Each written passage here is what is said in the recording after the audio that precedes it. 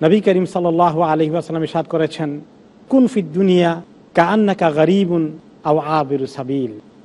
ছোট্ট একটা হাদিস, কুন ফিদ দুনিয়া কাআন্নাকা গরীবুন আও আবিরু সাবিল। তুমি দুনিয়া এমনভাবে থাকো যেমন তুমি একজন আগন্তুক হিসাবে এসেছো, অথবা রাস্তা পাড়ি দিয়ে যাচ্ছ একজন মুসাফির। এই হাদিসটি উপলক্ষে রাবি বর্ণনা করেন যে আব্দুল্লাহ ইবনে ওমর রাদিয়াল্লাহু আনহুমা যখন হাদিসটি বর্ণনা করতেন, তিনি নিজে কিছু কথা অ্যাড করেছেন সেখানে। তিনি তখন অ্যাড করেছেন, ইযা আমসাইতা ফালা তানতাযিরিস সাবাহ ওয়া ইযা আসবাহতা ফালা তানতাযিরিল মাসা ওয়া খুয মিন সিহহাতিকা লিমারাদিকা ওয়া মিন হায়াতিকা লিমাউতিকা। ইবনে ওমর রাদিয়াল্লাহু তাআলা আনহুমা হাদিসটি বর্ণনা করার পরে নিজে নসিহত করতেন, ওসিয়ত করতেন তার সামনে যারা ছিল তাদেরকে, যখন তুমি সকালবেলা উঠো, তোমার জীবনে সকাল হয়, ভোর হয়, তুমি নিশ্চিত আশা করো না তোমার জীবনে একটাই সন্ধ্যা তুমি পেয়ে যাবে। আর সন্ধ্যাবেলায় যখন তোমার জীবনে সন্ধ্যা আসে, তখন তুমি নিশ্চিত আশা করো না যে আগামী ভোর তুমি পেয়ে যাবে। আর তিনি আরও নসিহত করতেন, তোমার স্বাস্থ্য যখন ভালো থাকে, অসুস্থ অবস্থা আসার আগে যা পারো স্বাস্থ্যকে কাজে লাগাও। আর তিনি আরও বলতেন যে তোমার এই হায়াতটা একটা নিয়ামত, যতক্ষণ হায়াত আছে মৌত আসার আগে হায়াতটাকে কাজে লাগিয়ে ফেলো। এই দুটো হাদিস নবী করিম সাল্লাল্লাহু আলাইহি ওয়াসাল্লামের সরাসরি হাদিস যে বক্তব্যটা, এবং তার সঙ্গে ইবনে ওমর রাদিয়াল্লাহু আনহুমা যে বক্তব্য দিয়েছেন, দুটোর অর্থ যদি আমরা উপলব্ধি করার চেষ্টা করি, প্রথমে হচ্ছে যে দুনিয়াতে আমরা গরিব। এই গরিব শব্দের অর্থ কী? আমাদের বাংলা ভাষায়, উর্দু ভাষায়ও গরিব অর্থ হলো দরিদ্র, কিন্তু আরবিতে গরিব অর্থ দরিদ্র না। আরবিতে গরিব অর্থ হচ্ছে অপরিচিত আগন্তুক। এই গরিবের বাংলায় যে অর্থটা আছে দরিদ্র, আরবিতে কিন্তু দরিদ্রের জন্য গরিব ব্যবহৃত হয় না। আরবিতে দরিদ্রের জন্য ব্যবহৃত হয় ফকির, মিসকিন। এই জন্য আমাদের বাংলাদেশের সমাজে বা বাংলা ভাষীদের সমাজে অনেক সময় একটা হাদিসের তর্জমা কেউ কেউ ভুল করে, যে বাদা আল ইসলামু গরিবান ওয়া সাইউদু গরিবান কামা বাদা ফাতুবা লিল গুরাবা। ওই হাদিসের অর্থ কি এসেছে? রাইট অর্থ এসেছে যে ইসলাম এসেছে সমাজে একটি অপরিচিত বিষয় হিসেবে, অত্যন্ত অপরিচিত, আনঅ্যাকসেপ্টেবল। অচিরেই ইসলাম আবার অপরিচিত হয়ে যাবে, আনঅ্যাকসেপ্টেবল হয়ে যাবে। তাদের জন্য সুসংবাদ, যারা ইসলাম ধরে রেখে অপরিচিত অবস্থায় থাকতে চায়, তাদের জন্য সুসংবাদ রয়েছে। এখন এর অর্থ কেউ কেউ আমাদের বাংলার মুসলিম সমাজে কেউ কেউ করে ফেলেছে যে ইসলাম আসছে গরিবদের মধ্যে, গরিবদের মধ্যেই ইসলাম থাকবে, গরিবদের জন্য সুসংবাদ। এই দরিদ্র অর্থে বোঝানো হয়েছে, এটা ভুল। যাই হোক, আমাদের এখানে যে গরিব বলা হয়েছে আগন্তুক হিসাবে। এই দুনিয়াতে আমরা এক জায়গায় বেড়াতে এসেছি, আগন্তুক, ভিজিটর। আমরা যদি কোনো জায়গায় বেড়াতে যাই, যেমন আমি বেড়াতে এসেছি ইংল্যান্ড থেকে, আমি আবার চলে যাব। আমার এখানে পার্মানেন্ট কোনো থাকার মতলবে আমি আসিনি। ঠিক তেমনি একজন মুসাফির যাত্রা বিরতি করে অনেক সময়। আপনি যদি এক দেশ থেকে আরেক দেশে বা এক শহর থেকে আরেক শহরে 500 মাইলের জার্নি করেন, 1000 মাইলের জার্নি করেন, 200 মাইলের জার্নি করেন, কিছুক্ষণ পরে আপনি যাত্রা বিরতি করবেন। এমনকি বাসে, কোচে, ট্রেনে গেলেও, বিশেষ করে বাসে কোচে গেলে তখন ড্রাইভারকেও রেস্ট নিতে হয়, থামে কিছুক্ষণ বিশ্রাম নেই, কেউ খাওয়া দাওয়া করে, চা পানি খান, আবার চলে যাবেন। বিশ্রামের জায়গা হচ্ছে আবিরু সাবিল, মুসাফিরের মতো। মুসাফির সফরের হালতে যতক্ষণ থাকে, বিশ্রাম নিলেও বা টেম্পোরারি কোনো জায়গায় গেলে সে তখন তার বাড়িঘর পাকাপোক্ত করে না, থাকার পার্মানেন্ট কোনো চিন্তা তার মাথায় নাই। তার মাথায় চিন্তা কত তাড়াতাড়ি আমি আমার দেশে ফেরত যাব। ঠিক তেমনি এই দুনিয়াকে দেখতে হবে আমরা এখানে আগন্তুক, অল্প কয়দিনের জন্য এসেছি। আল্লাহ তাআলা সুযোগ করে দিয়েছেন, আমরা চাইলে এই জিন্দেগিটাকে কাজে লাগিয়ে আমরা আখিরাতে সম্বল তৈরি করে ফেলবো, জান্নাতে যাওয়ার জন্য ব্যবস্থা করব। সেই কথাই ইবনে ওমর রাদিয়াল্লাহু তাআলা আনহু বলেছেন। কি বলেছেন? ইযা আসবাহতা ফালা তানতাযিরিল মাসা। তুমি যদি সকালবেলায় উঠো তাহলে বিকেলের অপেক্ষা করো না। এমন আশা করো না কনফার্ম নিশ্চিত তোমার জীবনে আরেকটি সন্ধ্যা আসবে, কোনো নিরাপত্তা নেই, কোনো গ্যারান্টি নেই। আবার তোমার জীবনে আরেকটি সকাল আসবে, রাত্রে শুলে ঘুম থেকে তুমি সকালে জিন্দা হয়ে উঠবে, এটার কোনো গ্যারান্টি নেই। এরকম মনে করো। আর তুমি যখন ভালো থাকো, সুস্থ থাকো, তাহলে তুমি অসুস্থ অবস্থায় যখন বেকার হয়ে শুয়ে থাকবে, তখন তুমি চাইলে নফল রোজাও করতে পারবে না। এমনকি রমাদানের রোজাও তো করা যায় না। যারা বেশ অসুস্থ হয়ে পড়েছেন তাদেরকে ফিদিয়া দিতে হয়, মিসকিন খাওয়াতে হয়, ফরজ রোজা রাখতে পারছে না।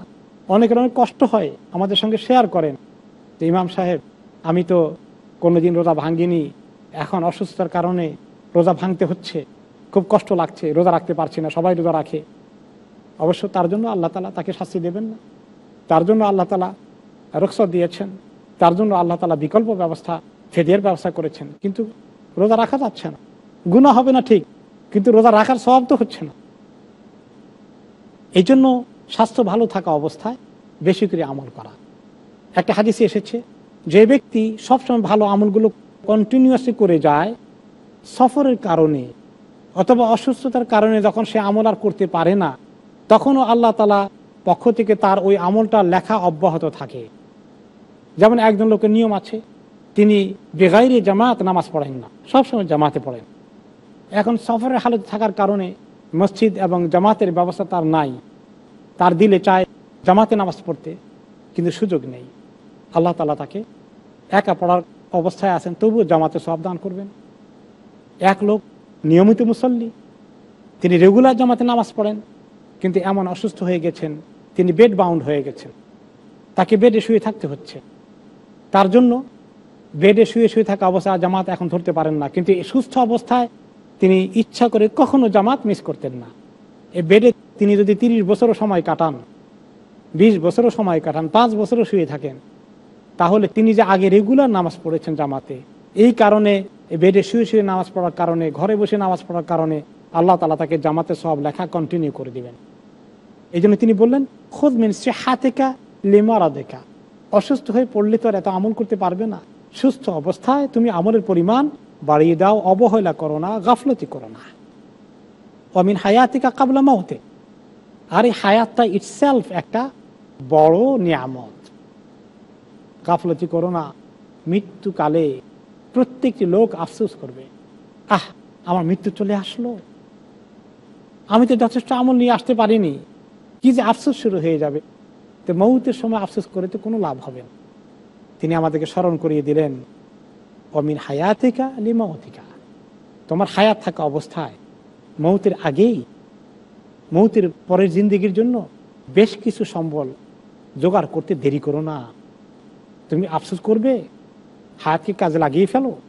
এই যে দুনিয়ার ব্যাপারে নিজেকে আগন্তুক মনে করা, ক্ষণস্থায়ী মনে করা, সম্পদ, বাড়ি ঘর সব মজবুত করে পাকাপোক্ত পার্মানেন্ট করার চিন্তা ভালো মুমিনদের মনে আসে না বেশি।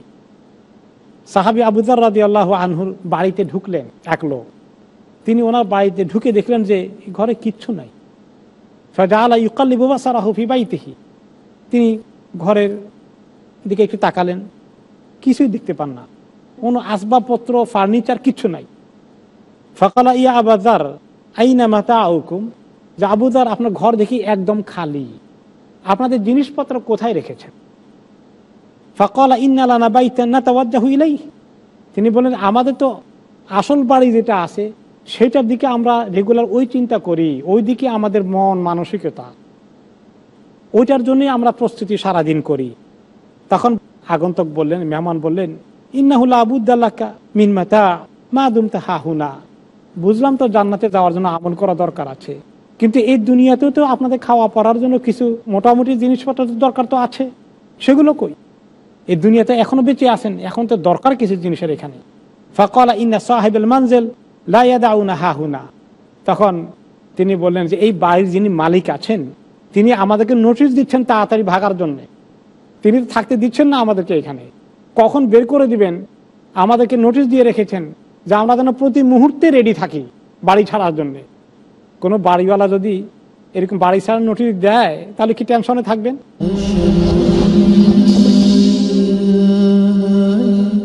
এই যে আগন্তক হিসাবে আসি আবু যর রাদিয়াল্লাহু আনহু বললেন, এখানে নিশ্চিন্তে অনেক আসবাবপত্র জোগাড় করে আরাম করার কোনো সুযোগ নেই।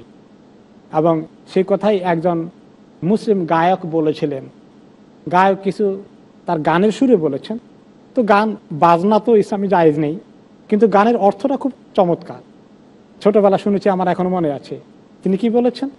পরের জায়গা, পরের জমি, ঘর বানাইয়া আমি রই, আমি তো সেই ঘরের মালিক নই। লোকেরা যখন এই গান শুনে বাজনা তালে তালে তারা খুব উপভোগ করে, কিন্তু অর্থ কি সেদিকে মন তাদের যায় না। কিন্তু অর্থটা সাংঘাতিক, মর্মস্পর্শী, অত্যন্ত হৃদয়ে রাখার মতো কথা, যে এই যে জায়গা জমি কিছুই তো আমার না, কিছুই আমার না। এই জমিন আল্লাহ তাআলার জন্য, ইউরিসুহা মান ইয়াশা। এই জমিন আল্লাহ যাকে চায় ওয়ারিশ বানান। এই যে জমিন আমি এখন ঘর করেছি, এই জমিন আমার ছিল না, আমার বাবা দাদার ছিল হয়তোবা, তো আমি ওয়ারিশ সূত্রে মালিক হয়েছি। অথবা আমি খরিদ করেছি, খরিদ সূত্রে মালিক হয়েছি। একদিন আমার ছিল না, এটা কয়েকদিনের জন্য আমার হয়েছে। আমার পরে কার কাছে যাবে মালিকারা? আমার ওয়ারিদের কাছে যাবে, ছেলে মেয়েদের কাছে যাবে, তো আমার কাছে থাকলো না। অথবা বিক্রি করে দিবে আমার ছেলে মেয়েরা, বা আমিও বিক্রি করে দিতে পারি ঠেকায় পড়ে। এগুলো আমাদের একটাও পার্মানেন্ট না। ইউরিসুহা মান ইয়াশা, আল্লাহ তাআলা যাকে চান ওয়ারিস বানান। তাহলে এভাবেই আবু যার রাদিয়াল্লাহু আনহু বললেন যে এই বাড়ি তো থাকার জন্য, তো নিশ্চিন্তে ঘুমানোর জন্য তো কোনো সুযোগ নাই। যে কোনো মুহূর্তে আমাদেরকে বের করে দেওয়া হতে পারে, এই দুনিয়া থেকে আখিরাতে নিয়ে যাওয়ার নোটিশ চলে আসতে পারে। আরেকজন নেককার লোকের বাড়িতে ঠিক এরকমই মেহমান গেল। তারা ঘর বাড়িতে কোনো জিনিসপত্র দেখে না, এদিক ওদিক তারা চোখ দিয়ে তাকালো। ফাকালু লাহু ইন্না নারা বাইতাকা বাইতু রাজুলিন মুরতাহিল। আপনার ঘর দেখে মনে হয় যেন এই বাড়ি ছেড়ে আপনারা অন্য বাড়িতে চলে যাবেন। কি অন্য কোনো যাওয়ার জন্য আপনারা রেডি হয়ে আছেন নাকি? কোনো জিনিসপত্র কিছু দেখা যাচ্ছে না। ফাকালা লা আরতাহিল ওয়ালাকিন উতরাদু তারদান। বলে যে আমি নিজে কি যাব প্ল্যান করতে পারি, বরঞ্চ আমাদেরকে নোটিশ দেওয়া হচ্ছে যে বের হওয়ার জন্য রেডি হও, বের হওয়ার জন্য রেডি হও। আমাদের কি বলা হচ্ছে? অর্থাৎ আল্লাহর পক্ষ থেকে রেগুলার আমরা এটাই জানি যে আমাদেরকে যে কোনো সময় আল্লাহ তাআলা ডাক দেবেন, চলে যেতে হবে। আলী রাদিয়াল্লাহু তাআলা আনহু তিনি নসিহত করতেন তার সময়ে লোকদেরকে। তিনি কি বলতেন? ইন্না দুনিয়া কাদির তাহালাত মুদবিরাতান। দুনিয়া পৃষ্ঠ প্রদর্শন করে তোমার থেকে চলে যাচ্ছে। ওয়া ইনাল আখিরাতা কাদ ইরতাহালাত মুকবিলাতান। তুমি কি জানো আখিরাত তোমার দিকে ধেয়ে আসছে, দুনিয়া তোমার থেকে চলে যাচ্ছে। ওয়া লিকুল্লি মিনহুমা বানুন। কিন্তু জানো কি, এই দুনিয়ার মানুষগুলো কেউ আখিরাতের সন্তান, কেউ দুনিয়ার সন্তান, কেউ দুনিয়াদার আর কেউ দিনদার, আখিরাতমুখী। ফাকুনু মিন আবনাইল আখিরা। তোমরা সবাই আখিরাতমুখী হয়ে যাও। ওয়ালা তাকুনু মিন আবনাই দুনিয়া। দুনিয়ামুখী হইও না, দুনিয়াওয়ালা হইও না, দুনিয়াদার হইও না। ফা ইন্নাল ইয়াওমা আমালুন ওয়ালা হিসাব ওয়া গাদান হিসাবুন ওয়ালা আমাল। আজকে আমল করার প্রচুর সুযোগ রয়েছে, এই সুযোগ চলে যায় তোমার হাত থেকে। আজকে তোমার কেউ হিসাব নিচ্ছেন না, এমন একটি দিন আসবে তোমার সামনে কালকে, সেদিন তোমার শুধু হিসাব চাওয়া হবে, আর কোনো দিন আমলের সুযোগ দেওয়া হবে না। আল্লাহ তাআলা আমাদেরকে আখিরাতের কথা মনে করে দিচ্ছেন। প্রতিদিন, প্রতি রাত, প্রতি সপ্তাহ, প্রতি মাস আমাদের যাত্রা চলছে, কবরের দিকে আমাদের যাত্রা কন্টিনিউ করছে। এই জার্নি, এই যাত্রার কিন্তু কোনো বিরতি নেই। হয়তো আমরা ঘুমাই, আমি যখন ঘুমাই তখনও কিন্তু আমার যাত্রা কবরের দিকে অব্যাহত আছে। এই যাত্রার মধ্যে কোনো বিরতি নেই। আল্লাহ তাআলা সেই কথা সূরা ইনশিকাকে ইরশাদ করেছেন, ইয়া আইয়ুহাল ইনসান ইন্নাকা কাদিহুন ইলা রাব্বিকা কাদহান ফামুলাকিহ। হে ইনসান, তুমি এগিয়ে যাচ্ছ, তুমি দৌড়ে যাচ্ছ তোমার রবের দিকে, আমল করে করে, আমল করে করে ক্লান্ত হয়ে হয়ে, এবং তোমার রবের সঙ্গে তোমার দেখা হয়ে যাবে। আমরা সবাই আল্লাহর দিকে যাচ্ছি। যে ভালো মুসলিম নেক আমল করে যাচ্ছে সেও আল্লাহর দিকে যাচ্ছে, তার যাত্রা আল্লাহর সঙ্গে দেখা করার জন্য এগিয়ে যাচ্ছে। যে কাফের বেদিন, যে ফাসিক ফাজের, আল্লাহ তাআলার সঙ্গে সম্পর্ক নাই, রাখে না, চিন্তাও করে না, আল্লাহর সঙ্গে দেখা হবে এই কথাও মনে করে না, সেও কিন্তু আল্লাহর সঙ্গে দেখা করতে তার যাত্রা কন্টিনিউ করছে, সবাই চলছে, কে কোন দিকে যাচ্ছে, আল্লাহর কাছে সবাই যাচ্ছে, কিন্তু কি নিয়ে যাচ্ছে সেটাই হলো কথা। ফাআম্মা মান উতিয়া কিতাবাহু বিয়ামিনিহি ফাসাফা ইউহাসাবু হিসাবান ইয়াসীরা ওয়া ইয়ানকালিবু ইলা আহলিহি মাসরুরা। এই যে প্রতিদিন রাতের আমলগুলো করে করে যে ব্যক্তি এমন আমল করলো যে আমলগুলো সব নেক আমলে জমা হয়ে গেল, আর তাকে কিয়ামতের দিন যখন দেখা হয়ে যাবে আল্লাহর সঙ্গে, ডান হাতে তাকে আমলনামা দেওয়া হলো, তার জন্য অতি সহজ হিসাবের ব্যবস্থা হয়ে গেল। আর সেই ডান হাতে আমলনামা পেয়ে সে তার ফ্যামিলির কাছে, পরিবারের কাছে দৌড়ে গেল, খুশি হয়ে তাদের কাছে খবর দিতে গেল যে আমি ডান হাতে আমলনামা পেয়ে গেছি, আমার হিসাব সহজ হয়ে গেছে, আমি নাজাত পেয়ে যাচ্ছি। ওয়া আম্মা মান উতিয়া কিতাবাহু ওয়ারাআ যাহরিহি ফাসাউফা ইয়াদউ সুবুরা। আর যার আমল নামা দেওয়া হলো পৃষ্ঠ দেশে, পিঠের দিক থেকে তাকে আমল নামা দেওয়া হলো, বাম হাত দিয়ে নিতে হবে সেটা। তার আমলগুলো দুনিয়াতে ছিল এত খারাপ, এই আমল নামার খবর পেয়ে দেখে সেই ব্যক্তি তখন তার ধ্বংস অনিবার্য বুঝতে পেরেছে। সে ধ্বংস ডাকা শুরু করবে, হালাক হওয়ার জন্য বলবে আমার হালাক হয়ে যাক, আমি ধ্বংস হয়ে যাই, আমি শেষ হয়ে যাই। কত অভিশাপ দিয়ে নিজেকে অভিশপ্ত করবে, নিজের ধ্বংস তামান্না করবে, কামনা করবে। ওয়াসলা সাইরা, তাকে জাহান্নামে যেতেই হবে। কেন? ইন্নাহু কানা ফি আহলিহি মাসরুরা। দুনিয়ায় পরিবার পরিজনের মধ্যে আমোদ ফুর্তি করতে গিয়ে, খুব এনজয় করার জন্য খুব ব্যস্ত ছিল, আখিরাতের কথা মনে করার কোনো সময় ছিল না, দুনিয়াকে পার্মানেন্ট ঠিকানা মনে করেছে। এখানে সম্পদ এবং সুখ তার জন্য চূড়ান্ত হয়ে গেছে। ইন্নাহু যান্না আল্লা ইয়াহুর, সে কখনো চিন্তা করেনি যে তাকে এভাবে আল্লাহর কাছে যেতে হবে, ধরা পড়তে হবে, এভাবে তাকে আটক করা হবে। বালা ইন্না রাব্বাহু কানা বিহি বাসীরা, অবশ্যই তার রব তাকে সব সময় দেখতো, সব সময় তাকে ওয়াচে রেখেছে। আল্লাহ তাআলা কি আমাদের সব কাজ দেখেন না? কে আল্লাহ নাফরমানি করছে সারা দিন রাত, আল্লাহ তাআলা তাকে ওয়াচে রেখেছেন, নজরে রেখেছেন। কখনো আল্লাহ নজরের বাইরে সে যায়নি, এবং এই দিন আল্লাহ তাআলা তাকে ধরবেন সে কথা আল্লাহ তাআলা তাকে স্মরণ করে দিয়েছেন।